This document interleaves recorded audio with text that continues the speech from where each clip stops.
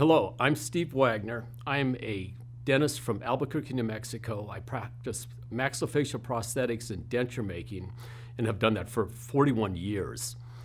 When I come to a big meeting and I start talking to people and introducing myself, invariably they'll ask me, what do you do? And I tell them I make dentures. And all of a sudden there's a pregnant pause. I can see their eyes roll, or at least I feel like their eyes are rolling. And then they invariably say, well, I never see an edentulous patient in my practice. I've never made a denture since dental school.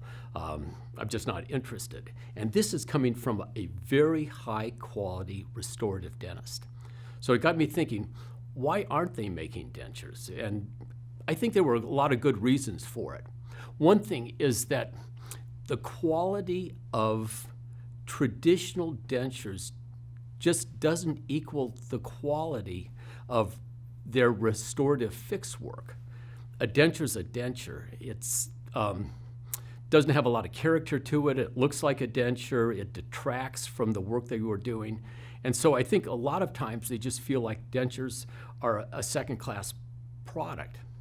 And the next thing is that it's really not cost-effective to make a denture using the 5-appointment denture technique that was taught in schools.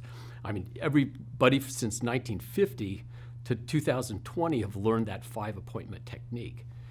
And when you take that out to private practice and realize that it's costing you $7 to $10 a minute to run your practice, you quickly realize you can't make a profit making a denture. It just takes too long. Your other restorative services are much better and really are something that's more appealing to you from a practice business standpoint. The third thing is that I think dentures kind of represent a failure of modern dentistry. We fight to save teeth, and here's somebody coming in with no teeth, and you're going to be able to make a prosthesis that will approximate what they had, but it's just disappointing to you for doing it. You just don't feel like you've offered a service that you were really trained for. And I think beyond that, dentures aren't that easy to make. I make a bunch of them, and because of it, I've made my mistakes and I can pass those ideas and corrections forward.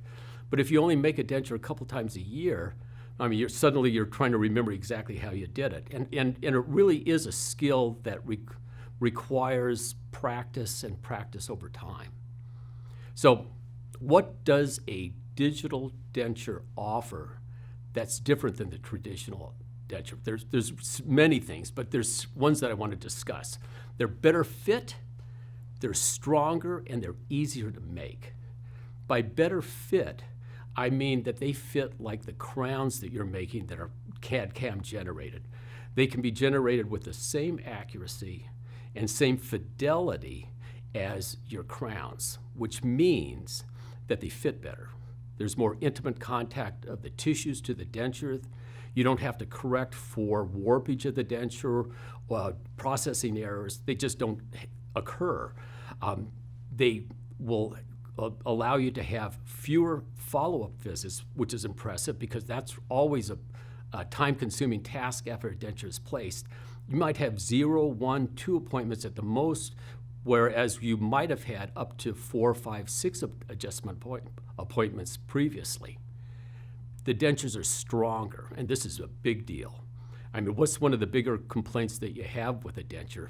A tooth pop out or a tooth fracture. Well, that's not totally eliminated with digital dentures, but almost.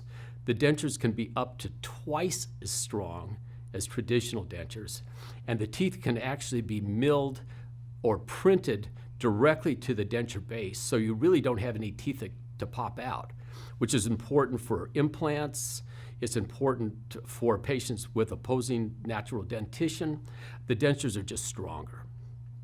And the big thing for us as clinicians is they're easier to make. I'm going to go through a few steps here, but this is a big deal. Suddenly we're not thinking about all those appointments that were required and all the techniques that were required to make them. It just doesn't exist anymore. Interestingly, crowns, CAD/CAM generated crowns go back 20, 25, 30 years. The first digital denture, and you're looking at it here, was constructed in 2010, just 10 years ago. And a lot of things have happened since. There's many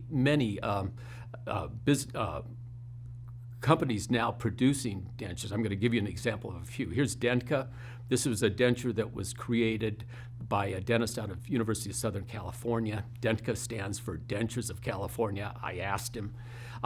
Many people are now making Dentka dentures. Vita, a very famous European company, now has a digital denture product. That's something to look at.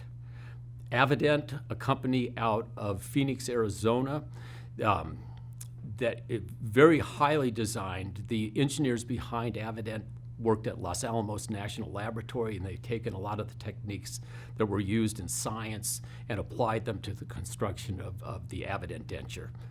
Dentsply Sirona has a product. We'll talk about that in a second. It's a denture that's printed.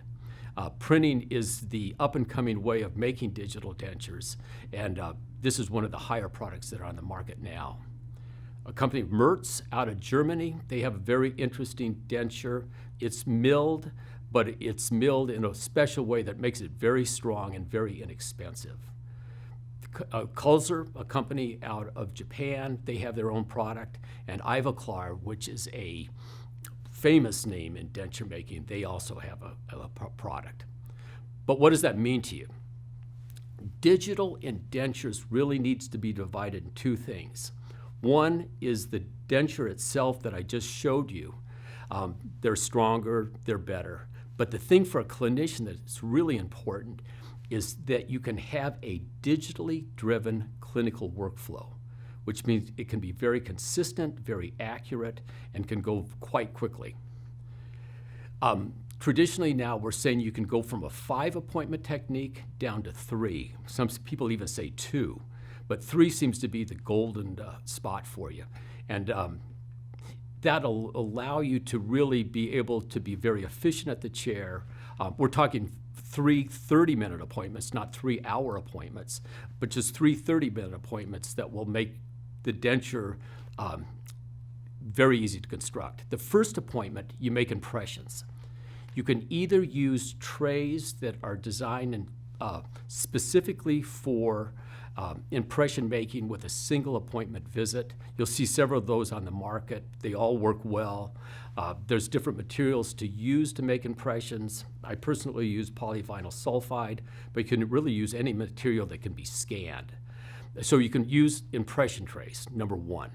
Number 2, you can actually take the patient's existing denture, and if the dentures are accepted by the patient, they're worn, they're reasonably well made, you can use those as the model for making your final denture. The illustration here is using an existing denture, making impressions in those dentures, using them as the trays, and then taking an interocclusal record of the patient's existing denture, existing occlusion. All of those can then be scanned. There's no cast poured up, which would cause error. You can actually just directly go to and scan the impressions, and that's the way the laboratory that serves you will do it. They'll either use a desktop scanner or a wand scanner. Speaking of intraoral scanning, several papers are now demonstrate that you can actually, in many cases, scan the edentulous gingiva directly, which is important because you can, it really eliminates your impression. That can't happen all the time. There's certain techniques that will allow you to do it, but this is something that will be up and coming. And for the clinicians that don't like to make impressions, scanning might be in your future. That data then goes to the lab, and the laboratory, using digital techniques, either creates a traditional try-in, as you see here, or increasingly, they create what they call a monolithic or a BTI is another term for it, but it's a solid piece of resin, either printed or milled using the teeth that you selected, the color that you selected, and the teeth placed in by the computer and by the computer designers in a place that would probably be appropriate for your particular patient. Taking either one of those, you take it to your second appointment, the second 30 minutes, and begin your clinical work. You check aesthetics, you check the occlusion, you check the vertical dimension, you make any modifications that you need to do to these try-ins, and then record that. Here's a picture of a monolithic try-in in the mouth, and you can imagine that the occlusion is going to be pretty good. You check the occlusion, and once that's done, you send that back to the lab, and they construct either a milled denture. This is a puck that's created using traditional PMMA. They can either mill the denture, lute in teeth, mill the denture, and actually mill the teeth at the same time, believe it or not, and you end up with what they call a monolithic denture. Increasingly, dentures are now being printed, and this is where the excitement is today, because printers are much less costly than mills, although mills still produce a very high quality product. But a printed denture will allow the smaller labs to be able to create dentures in your local lab, and this is something to look forward to. These dentures can be just as aesthetic as traditional dentures. If you can have a laboratory that can characterize them, they can be exquisitely beautiful, and they're, like I said, up to twice as strong in many cases. So they'll produce a denture like no other. It's strong, it's aesthetic. If you want to have two of them made at the same time, giving them a spare for an additional cost, you can do it. If they need to go out and they're on a trip and they lose their dentures, it happens, you can easily have another denture made just by ordering it. They can, it really changes the dynamics of how dentures are presented. So the idea is that you've got a denture that you're proud of.